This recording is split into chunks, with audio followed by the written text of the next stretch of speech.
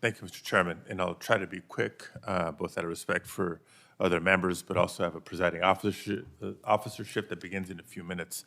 But I can't help but observe that there's a lot of conversation about what this means from the PGA leadership's perspective, what this could potentially mean from a PIF perspective in Saudi Arabia itself. I don't hear a lot of conversation about the players, because the players' performance that drives the game. It's the players' performance that drives the fan base. It's the players' performance that drives the revenues. So I want to take a moment to focus on the players and the need to do right by them should this agreement actually be concluded. Now, as we all know, prior to the framework that was announced, the PGA Tour's officials were highly critical of LIV and those who chose to join LIV. In fact, I understand that the PGA Tour suspended at least 24 players who participated in LIV events and declared them ineligible to participate in PGA Tour tournaments. Of course, PGA officials then turned around and did exactly the same thing they criticized some players for, leaving those players who chose to remain loyal to the PGA and forego the significant financial benefits of joining LIV, understandably wondering what was the point of remaining loyal to the PGA. So, Mr. Dunne, can you tell me how will players who remained loyal to the PGA be made whole? Will they be eligible for some form of damages? And it's not just the foregone income that was a real pain, but their reputations even taken a hit. Can you explain to me how players are going to be made good should this agreement go through? It's really, but I'll answer it. But Ron is really doing the negotiation. But thank you for your question, Senator. Nothing will happen without the players' fully support. We have 5 player representatives on the Tour Policy Board. I can't imagine the circumstance where I won't be voting with the majority of them.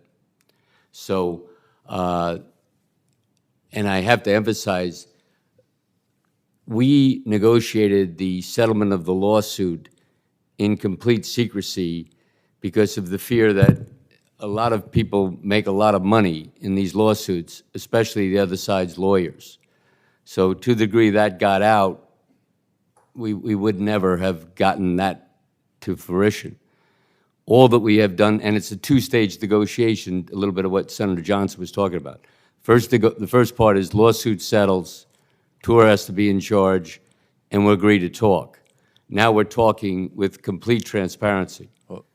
So the players are going to have to get something that they appreciate for staying on the tour. I hear you. Time is limited. As we turn over to Mr. Price for your remarks, let me also add in the dimension of, for the new players that were now eligible to compete in the PGA because there was a handful that left to LIV, what happens to them after this merger if it goes through?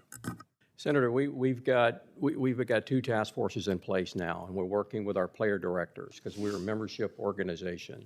That's who we represent. And the first task force is evaluating ways in which we can recognize the players who remain loyal to the PGA Tour. That's very important to us. We will not move forward with a definitive agreement unless we get that right and our players support that. For players who left the tour to play for LIV, they were suspended.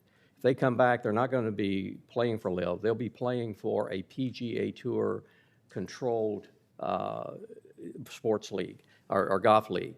And they will have to go through our existing rules and regulations process to gain re-entry to the PGA membership. That's one of the areas that we'll be watching. Yeah. The second, Mr. Chair, instead of asking an additional question, I'll just state a concern for the record, and we'll follow up in future conversations here. But during the 2023 season, LIV Golf pulled a bait and switch, from what I understand, on its television broadcast technicians, who are represented by the International Alliance of Theatrical Stage Employees, when they switched to a non-union production company and making the technicians behind LIV Golf's production some of the few in major sports who do not receive any health and retirement benefits while providing coverage. So while my first question was about the players specifically, please know I'm interested in the treatment and fairness of all employees that make golf revenues, including but not limited to significant broadcast revenues possible, not just as players, but in the broadcast, the production, et cetera. So yet another area that we'll be following up on. Thank you, Mr. Chair. Thanks, Senator Padilla. Senator Paul.